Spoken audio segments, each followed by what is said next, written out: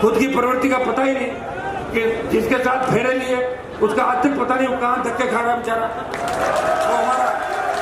वो हमारा जाटों का राजा धौलपुर वाला महाराज, वो धौलपुर छोड़ के कभी का चला गया। बताइए आप किस तरह राजस्थान को लूटा आपने।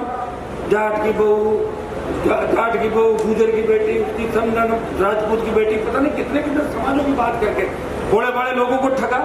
हर कोई चुनरी ऑर्डर, हर कोई मैडम का हाथ फेर रहा चुनरी। क्या बहुत गलत तरीके से लूट खसोट इन दोनों ने मिलकर की राजस्थान के अंदर।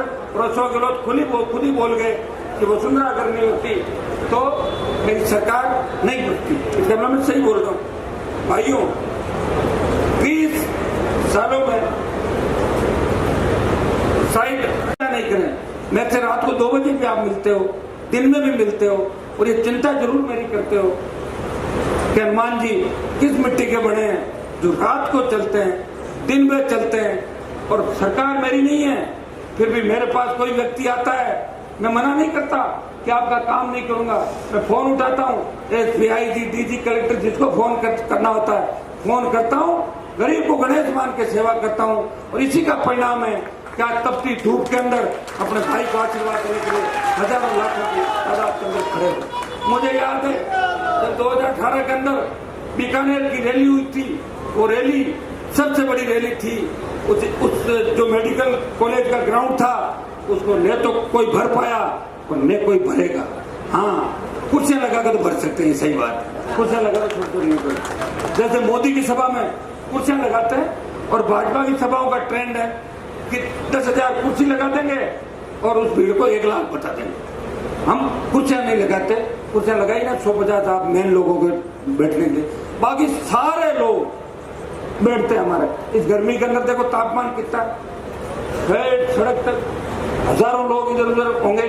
और सबसे बड़ी बात अपने साधनों से आए, हमने एक भी साधन नहीं लगाया। ये होता है अपने व्यक्ति के लिए समर्पण। और मुझे पूरा विश्वास है कि डूंगरगढ़ का 1 लाख वोट और शेड्यूल कास्ट का 50,000 वोट, और हमारे जो भाई हैं सिद्ध, ये तो हमारा खून का रिश्ता है, सिद्ध, जड़, सिख, विष्णु, ये तो सब अपने एक हैं।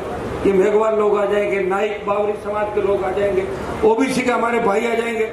डूंगरगढ़ के अंदर जो ब्राह्मण बढ़िया तमाम समाज मेरे से कांटेक्ट है, वो कहते हैं कि साहब विकास करो, 70 साल में कुछ भी नहीं हुआ। आपके यहाँ एमएलए मैंने देखे कई लोगों को, तो किस तरह के विधायक चुन के आप भेजते हो जो मजाक के पात्र बन जाते हैं राजस्थान के अंदर। ऐसा काम हमें नहीं करना।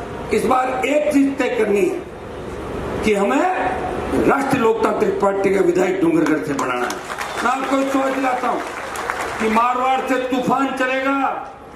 मारवाड़ कहाँ है वो भी बता दूं मैं आपको। आप थोड़े से मारवाड़ के कोने पे हो, सुजानगर, डूंगरगढ़ से मारवाड़ में आते हो आप लोग, थोड़ा सा ही मानते में थोड़ा सा अटके हैं। नागौर, जोधपुर, बाड़मेर, जालोर, सिरोही, पाली, 43 सीटें मारवाड़ की, और 35 सीट पे राष्ट्रीय लोकतांत्रिक पार्टी 1 नंबर और 2 नंबर भरेगी। 35 सीटों पे 25 से ज्यादा सीट हम मारवाड़ के अंदर जीतेंगे। 1-1, 2-2 तो आप भी निकालोगे कि नहीं निकालोगे?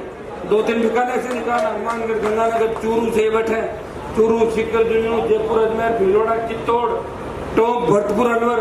बन गई सरकार आपकी? कैसे नहीं बनी बताओ? कई जगह वोट ले लेंगे, और जहाँ ठीक ठाक वोट है वो दे देंगे अपने भाइयों को, मिलते जुलते भाई आ जाएंगे अपने सारे। ये चौमू से बैठा मेरे छुट्टन यादव, आप बताओ, इसने 45-50 हजार वोट लिए।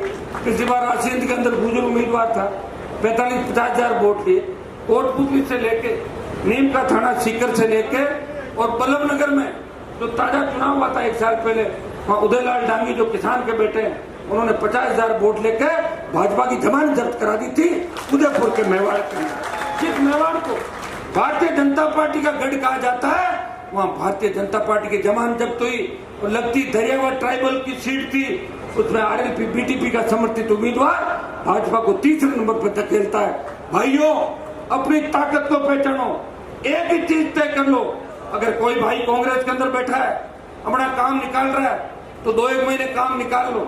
जैसे ही आचार संहिता खत्म हो, टूट पड़ो अपने भाई की तरफ, सारे कोई बीजेपी के अंदर बैठा है, कोई अर्जुन राम मेघवाल से काम निकालना चाहता है, निकाल लो, मेरे कोई दिक्कत नहीं, लेकिन काम निकलेंगे नहीं उससे, ये भी मैं आपको जानता हूँ। उनको काम निकाल लो, मौका लगते ही अपने भाई की मदद कर दो। जब मैं तुम सब के लिए अपना जीवन समर्पित करके सत्ता छोड़ के लड़ाई लड़ रहा हूं, तो तुम 23 की लड़ाई इस किसान कौम के लिए और किसान जवानों के सपने के राजस्थान के लिए लड़ो। भाइयों, आज जो पेपर लीक की घटनाएं हो रही राजस्थान में, हर पेपर आउट हो रहा है। आप देखिए, आरपीएससी एग्जाम करा रही है, आरपीएससी का मेंबर गिरफ्तार होता है, माध्यमिक शिक्षा बोर्ड झाड़ोली को पकड़ने के लिए पुलिस जाती है और झाड़ोली कहता है कि मुझे अगर पकड़ लिया, मैं तमाम नेताओं का नाम ले दूंगा जो मेरे साथ शामिल है। उसको रोक दिया जाता है। कर्मचारी चयन आयोग, पेपर आउट होता है, भर्तियां रद्द हो जाती है। ये भर्ती रद्द का सिलसिला कोई यहीं से नहीं चला। वसुंधरा के समय भी भर्तियां रद्द हुई थी और गहलोत ने वसुंधरा का रिकॉर्ड तोड़ा, कांग्रेस ने भारतीय जनता पार्टी के भ्रष्टाचार का रिकॉर्ड तोड़ा, पेपर लीक का रिकॉर्ड तोड़ा। और भाइयों, राजस्थान के अंदर ईडी की एंट्री हो गई। पहले टीडी आई थी और अब राजस्थान में ईडी आ गई और ईडी कार्रवाई कर रही है। मुख्यमंत्री जी बौखला गए ईडी को देखते। आप मुख्यमंत्री जी, आप कौन सी कार्रवाई नहीं करते? आप ऐसी भी कार्रवाई करते हो, जो आपके खिलाफ बोलता है उसके मुकदमा दर्ज करते हो। आपने इंस्ट्रक्शन दे रखे राजस्थान के अंदर, सिर्फ कांग्रेस के लोगों के काम होंगे, बाकी नहीं होंगे। आप कौन सी पक्षपात नहीं करते? आप भी व्यवस्था रखते हो तो दिल्ली वालों का मौका लगता है, वो तो काम ही कर रहे हैं, उनका तो धंधा ही है दिल्ली वालों का, वो तो सरकार में ही ऐसे बैठे हैं। मुझे तो कई बार लगता है कि कई इलेक्ट्रॉनिक वोटिंग मशीन है, वो अपने हिसाब से तो वोट नहीं डाल रही बीजेपी के। डर लगता है कि सारी जाएगी नहीं जाएगी, तो इसके अंदर ये डर हम लोगों को सता रहा है। भाइयों, ईडी यहाँ पे आइए, ईडी को लेके आरएलपी ने मामला उठाया था और पेपर लीक को लेके लोकसभा के अंदर भी मामला उठा, रीट का एक एग्जाम रद्द हुआ और सिविल लाइन पे हजारों की तादाद के अंदर आप लोग गए थे। हमने ईडी और सीबीआई जांच की मांग की थी। गहलोत ने एक भी जांच सीबीआई को नहीं दी आज तक। अगर एक जांच भी सीबीआई को दे देते तो हम मान लेते कि गहलोत जी, आपकी मंशा साफ है, आप सीबीआई को दे नहीं रहे हो। राज्यपाल जिसको दिल्ली नियुक्त करती है, ये ईडी पहले ही आ जाती, कौन रोक रहा था? लेकिन इनको भी चुनाव के साल में ईडी को भेजना है, भेज के सौदेबाजी करेंगे। तुम हमारे लोगों की रखवाली करना स्टेट के अंदर, हम तुम्हारे लोगों की रखवाली करेंगे और फिर मिलजुल के खा लेंगे दोनों। अशोक गहलोत ने कहा कि जब मेरी सरकार गिर रही थी तो वसुंधरा ने मेरी सरकार बचाई। कहा था कि नहीं कहा था? और ये मैंने कब कहा था? 2009 में कहा था कि गहलोत वसुंधरा मिले हुए, इसे हनुमान बेनीवाल अलग चलेगा राजस्थान के अंदर। और 15 साल से उसी लड़ाई को आगे लेके चल रहा हूं। मैं मांग करता हूं कि ईडी खाली नोटिस देके अपना टाइम पास नहीं करे, लोगों का टाइम खराब नहीं करे। ईडी मुकदमा दर्ज करे, उन तमाम राजनेताओं के नाम उजागर करे जो पेपर लीक की घटनाओं में लिप्त है। उन तमाम नेताओं के नाम उजागर करे जिनके रिश्तेदार कोचिंग चला रहे हैं, जिनके कोचिंग सेंटर है, जिन पे आरोप लगे थे, उन लोगों को भी ईडी को खुला करना चाहिए। भाइयों, आरपीएससी बहुत बड़ा लेन देन इस मामले के अंदर हुआ और हम मांग करेंगे आज भी इस माध्यम से कि ईडी को खाली पॉलिटिकल माइलेज के लिए दुरुपयोग नहीं करके इसमें जो भी धन का लेन देन हुआ है इसके अंदर सरकार ईडी मुकदमे दर्ज करे, उन लोगों की गिरफ्तारी करे, ये हम मांग करते हैं। और अशोक गहलोत से भी एक मैं मांग करूंगा। अशोक गहलोत ट्वीट करते हैं, अशोक गहलोत ये कहते हैं कि बहुत बड़ा भ्रष्टाचार हो रहा है। खुद कहते हैं, अरे मुख्यमंत्री जी, जब आपके राज्य में भ्रष्टाचार हो रहा है, आप मुख्यमंत्री हो, या तो झूठ मत बोलो और सच बोल रहे हो तो गिरफ्तार कर लो।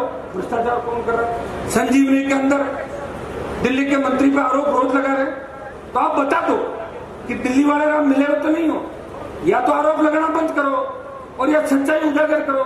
ये तो हंसी मजाक का खेल हो गया। क्या आप लोगों को बरगला रहे हो, लोगों के अंदर भ्रामक प्रचार फैला रहे हो? आपकी मंशा क्या है, उस मंशा को क्लियर करना चाहिए। अगर कोई दोषी है कार्रवाई करो और कोई दोषी नहीं है तो बंद करो बात, क्योंकि सीएम के पास सारी ताकतें।